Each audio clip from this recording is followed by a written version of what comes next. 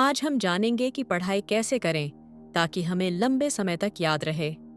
बुद्ध, ओशो और विज्ञान की दृष्टिकोण से हम सब पढ़ाई तो करते हैं, लेकिन सबसे बड़ी समस्या यही रहती है कि जो पढ़ा वो याद कैसे रहे।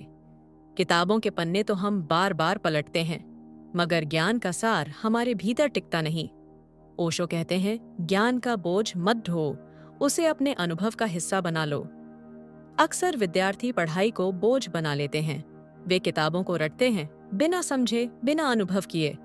ओशो कहते हैं, रटना यानी अपने दिमाग पर बोझ डालना। जैसे अगर आप कोई कविता रट लो तो परीक्षा तक याद रहेगी, लेकिन जिंदगी तक नहीं। याददाश्त को स्थायी बनाने का पहला रहस्य है पढ़ाई को बोझ नहीं, आनंद बनाना। ओशो बार बार ध्यान पर जोर देते हैं। वो कहते हैं, जहां ध्यान है वहां स्मृति है। अगर पढ़ते समय आपका मन इधर उधर भाग रहा है तो किताबें केवल आंखों से गुजरेंगी, दिमाग तक नहीं पहुंचेंगी। इसीलिए पढ़ाई के समय पूरा मन लगाओ। 5 मिनट कम पढ़ो, लेकिन 100% ध्यान के साथ पढ़ो। वो जीवन भर याद रहेगा। पढ़ाई से पहले 2 मिनट गहरी सांस लो, मोबाइल और शोर को बंद कर दो, फिर एकाग्र होकर पढ़ना शुरू करो। ओशो कहते हैं, जो ज्ञान केवल शब्दों में रह जाए वो मृत है, जो अनुभव बन जाए वही जीवित है। इसलिए जब भी कोई चीज पढ़ो, उसे अपने जीवन से जोड़ो। अगर आप विज्ञान में गुरुत्वाकर्षण पढ़ रहे हो तो कल्पना करो कि अभी मोबाइल हाथ से छूटे तो नीचे गिरेगा। अगर आप इतिहास पढ़ रहे हो तो उस दौर में खुद को रखकर सोचो, अगर मैं उस समय होता तो क्या करता। पढ़ाई तभी याद रहती है जब वह केवल किताब की नहीं, आपके अनुभव की कहानी बन जाए। ओशो कहते हैं, आराम किए बिना दिमाग बोझिल हो जाता है। अगर आप लगातार 4 से 5 घंटे पढ़ाई करेंगे तो दिमाग थक जाएगा।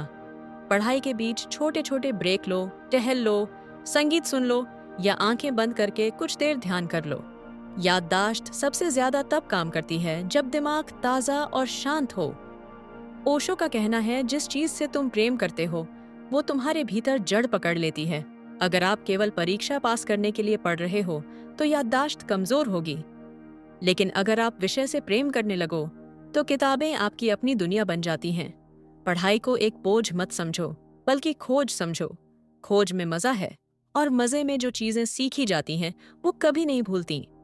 तो अगर आप चाहते हो कि पढ़ाई याद रहे तो रटने से नहीं, जीने से पढ़ो। ध्यान के साथ पढ़ो, अनुभव से जोड़ो, आराम करो और विषय से प्रेम करो। यही ओशो का संदेश है, ज्ञान को किताबों में मत छोड़ो, उसे जीवन में उतारो। और जब ज्ञान जीवन का हिस्सा बन जाता है तब उसे कभी भूलना संभव नहीं होता। बुद्ध कहते हैं, असली ज्ञान वही है जो तुमने खुद अनुभव किया।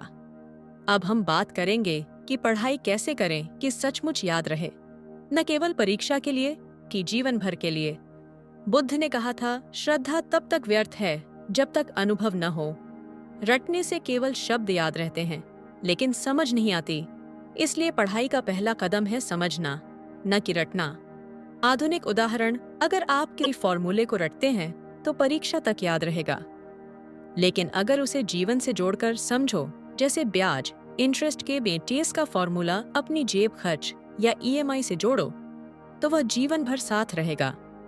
बुद्ध का सबसे बड़ा संदेश था, स्मृति तभी टिकती है जब मन पूर्णतः वर्तमान में हो। पढ़ाई करते समय मन बार बार भटकता है, कभी मोबाइल की तरफ, कभी भविष्य की चिंता की तरफ। याद रखने का रहस्य है सचेतनता के साथ पढ़ना। 30 मिनट पढ़ो, फिर 5 मिनट केवल गहरी सांस पर ध्यान दो। इससे दिमाग साफ होगा और जो पढ़ा वो गहराई से भीतर उतर जाएगा। अनुभव से जोड़ो। बुद्ध ने कहा, अंधविश्वास मत करो, खुद परखो। इसलिए पढ़ाई को अपने अनुभव से जोड़ो। बायोलॉजी में अगर आप फोटोसिंथेसिस पढ़ रहे हो तो पौधे को धूप में रखो और सोचो कि उसमें अभी जीवन कैसे बन रहा है। गणित का कोई सवाल हल करो और उसे मार्केट की खरीदारी से जोड़कर देखो। जब किताब अनुभव में बदलती है तो ज्ञान पक्का हो जाता है। बुद्ध ने मध्यम मार्ग की शिक्षा दी थी, यानी न अतिशय कठोरता और न ही ढीलापन। पढ़ाई में भी यही लागू होता है। अगर आप लगातार 5 से 6 घंटे पढ़ते रहोगे तो दिमाग थक जाएगा, और अगर पढ़ाई ही नहीं करोगे तो ज्ञान अधूरा रहेगा। संतुलन ही स्मृति का रहस्य है। आधुनिक उदाहरण पोमोडोरो टेक्निक, 25 मिनट पढ़ाई 5 मिनट ब्रेक, बुद्ध के मध्यम मार्ग की ही आधुनिक झलक है। बुद्ध ने अपने शिष्यों से कहा था, मेरी बातों को भी आंख मूंद कर मत मानो, परखो, प्रश्न पूछो। याद रखने का सबसे आसान तरीका है सवाल करना। आधुनिक उदाहरण, अगर आप इतिहास पढ़ रहे हैं और लिखा है, सम्राट अशोक ने युद्ध के बाद बौद्ध धर्म अपनाया, तो अपने आप से पूछो, अगर मैं अशोक की जगह होता तो क्या मैं भी वही करता? इस तरह सवाल करने से दिमाग सक्रिय होता है और जानकारी लंबे समय तक याद रहती है। तो बुद्ध हमें सिखाते हैं कि पढ़ाई केवल परीक्षा पास करने के लिए मत करो, बल्कि जीवन को समझने के लिए करो। रटने से नहीं, अनुभव से पढ़ो। भटकते मन से नहीं, सचेतन मन से पढ़ो। और सबसे जरूरी, पढ़ाई में संतुलन रखो। यही है वो राह जिससे पढ़ाई जीवन भर याद रहती है। हम सब पढ़ाई करते हैं, लेकिन सबसे बड़ी समस्या यही होती है, जो पढ़ाए वो याद नहीं रहता। अब हम देखेंगे कि बुद्ध और ओशो, दो महान चिंतक, पढ़ाई को लेकर हमें क्या सिखाते हैं। दोनों की भाषा अलग है, लेकिन उद्देश्य एक, ज्ञान जीवन भर टिके, केवल परीक्षा तक नहीं। बुद्ध कहते थे, श्रद्धा तब तक व्यर्थ है जब तक अनुभव न हो, यानी केवल रटने से फायदा नहीं जब तक आप उसे समझ कर न जिए। ओशो कहते थे, ज्ञान को बोझ मत बनाओ, उसे खेल बना लो, यानी मजे में पढ़ो, तभी याद रहेगा। आधुनिक उदाहरण, कविता को रटोगे तो भूल जाओगे, लेकिन अगर उसे गुनगुनाकर अनुभव करोगे तो जीवन भर याद रहेगी। बुद्ध का जोर था सचेतनता, माइंडफुलनेस, पर जहां मन वर्तमान में है वहीं स्मृति गहरी होती है। ओशो कहते थे, ध्यान के बिना पढ़ाई खाली शब्दों का बोझ है। दोनों की बात एक ही दिशा में है, ध्यान लगाओ। आधुनिक उदाहरण, मोबाइल पर चैटिंग करते हुए पढ़ाई करेंगे तो दिमाग कुछ नहीं पकड़ेगा, लेकिन 30 मिनट मोबाइल दूर रखकर पूरी एकाग्रता से पढ़ाई करोगे तो वही बात गहरी छप जाएगी। बुद्ध कहते थे, अंधविश्वास मत करो, खुद परखो, यानी पढ़ाई को जीवन से जोड़ो। ओशो कहते थे, किताबों के शब्द मत रटो, उन्हें जियो, यानी पढ़ाई को अनुभव बना लो। विज्ञान पढ़ते समय केवल डेफिनेशन मत याद करो, उसे प्रयोग से जोड़ो। गणित पढ़ते समय फॉर्मूला को अपने पैसों या मार्केट के लेन देन से जोड़ो। बुद्ध का सिद्धांत था मध्यम मार्ग, यानी न ज्यादा कठोरता न ज्यादा ढीलापन। ओशो भी कहते थे, आराम जरूरी है वरना दिमाग बोझिल हो जाता है। ये बुद्ध के मध्यम मार्ग और ओशो के आराम दोनों का आधुनिक रूप है। बुद्ध कहते थे, प्रश्न पूछो, परखो, तभी ज्ञान टिकेगा। ओशो कहते थे, जिससे प्रेम करते हो वही गहराई से याद रहता है। आधुनिक उदाहरण, अगर आप इतिहास पढ़ रहे हो तो सवाल करो, अगर मैं उस दौर में होता तो क्या करता? अगर आप संगीत पढ़ रहे हो और उसे सुनते सुनते समझते हो तो वो हमेशा याद रहेगा। ज्ञान तभी टिकता है जब उसमें जिज्ञासा और प्रेम जुड़ जाए। तो बुद्ध और ओशो दोनों हमें यही सिखाते हैं, पढ़ाई रटने से नहीं, जीने से याद रहती है, सचेतनता और ध्यान से, अनुभव और प्रेम से। अगर आप इन सिद्धांतों को अपनाते हैं तो पढ़ाई सिर्फ परीक्षा पास करने का साधन नहीं, बल्कि जीवन बदलने का माध्यम बन जाएगी।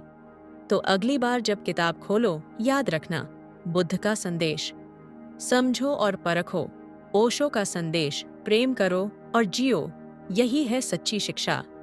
हर विद्यार्थी की सबसे बड़ी समस्या है पढ़ाई करो, लेकिन याद कैसे रखो। बुद्ध कहते थे, सचेतनता से पढ़ो। ओशो कहते थे, आनंद से पढ़ो। लेकिन आधुनिक विज्ञान क्या कहता है? अब हम देखेंगे स्मृति और पढ़ाई पर विज्ञान ने कौन से राज खोले हैं। विज्ञान बताता है कि याददाश्त 3 स्टेप्स में काम करती है। एनकोडिंग, जानकारी को ग्रहण करना। स्टोरेज, उसे दिमाग में रखना। रिट्रीवल, जब जरूरत हो तो याद करना। अगर इन तीनों में से कोई भी स्टेप कमजोर रहा तो जानकारी भूल जाएगी। इसीलिए पढ़ाई याद रखने के लिए इन तीनों पर काम करना जरूरी है।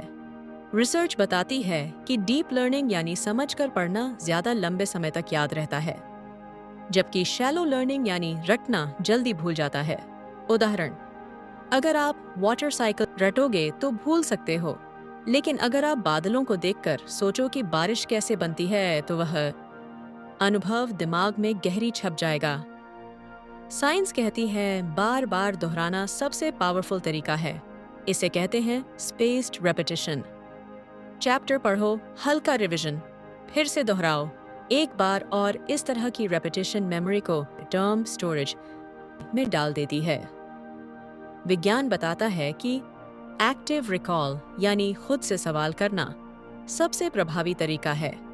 सिर्फ पढ़ने से दिमाग पैसिव रहता है, लेकिन जब आप खुद से पूछते हैं ये फॉर्मूला कैसे काम करता है, तो दिमाग आंसर खोजता है और जानकारी गहरी छप जाती है। हिस्ट्री का चैप्टर पढ़ने के बाद कॉपी बंद करो और खुद से पूछो, आज मैंने क्या सीखा? यही एक्टिव रिकॉल है। रिसर्च बताती है कि नींद मेमोरी को कंसोलिडेट करती है, यानी अगर आप रात को पढ़कर सोते हो तो दिमाग नींद में उस जानकारी को और मजबूत कर देता है। लेकिन नींद कम ली तो सारी मेहनत बेकार हो जाएगी। अगर आप परीक्षा से पहले पूरी रात जाग कर पढ़ते हो तो अगले दिन दिमाग थका हुआ रहेगा और आधी बातें भूल जाओगे। लेकिन अगर सही नींद लोगे तो जानकारी ताज़ा रहेगी। विज्ञान कहता है कि जब हम पढ़ाई को कई इंद्रियों से जोड़ते हैं तो मेमोरी ज्यादा मजबूत होती है। केवल टेक्स्ट पढ़ने के बजाय उसे डायग्राम बनाकर समझो। नोट्स पढ़ने के साथ उसे बोलकर सुनो। कभी कभी वीडियो या प्रैक्टिकल डेमो देखो। इस तरह मल्टी सेंसरी इनपुट से मेमोरी गहरी बनती है। तो विज्ञान कहता है समझकर पढ़ो, बार बार दोहराओ, खुद से सवाल करो, अच्छी नींद लो और पढ़ाई को बनाओ। अगर हम इसे बुद्ध की सचेतनता और ओशो की आनंदपूर्ण दृष्टि से जोड़ दें तो पढ़ाई केवल याद रखने का तरीका नहीं, जीवन बदलने का साधन बन जाएगी। तो अब सवाल ये नहीं है कि पढ़ाई कैसे करें, सवाल ये है कि पढ़ाई को जीवन का हिस्सा कैसे बनाएं। बुद्ध हमें सिखाते हैं सचेत रहो, अनुभव से सीखो। ओशो हमें सिखाते हैं पढ़ाई बोझ नहीं, आनंद है। और विज्ञान बताता है समझो, दोहराओ, सवाल करो और संतुलन रखो। जब ये तीनों बातें एक साथ आती हैं तो पढ़ाई सिर्फ याद नहीं रहती, बल्कि जीवन को दिशा देती है। याद रखो, किताबें केवल शब्द नहीं हैं, ये तुम्हारे जीवन के आईने हैं। पढ़ाई केवल परीक्षा पास करने का साधन नहीं, बल्कि खुद को जानने और बदलने की यात्रा है। और जब पढ़ाई सचेतनता, आनंद और विज्ञान के साथ होती है तो ज्ञान कभी फीका नहीं पड़ता, वो जीवन भर रोशनी बनकर चमकता है। तो अगली बार जब किताब खोलो, याद रखना सिर्फ पढ़ना नहीं है, जीना है। अगर आपको ये संदेश गहराई से छू गया हो तो इस वीडियो को शेयर करें ताकि और लोग भी पढ़ाई को बोझ नहीं, जीवन की रोशनी बना सकें। और हाँ, चैनल को सब्सक्राइब करना न भूलें, क्योंकि यहाँ हम सिर्फ पढ़ाई की बात नहीं करते, बल्कि जीने की कला सीखते हैं। कमेंट में आप अपना राय जरूर बताएं।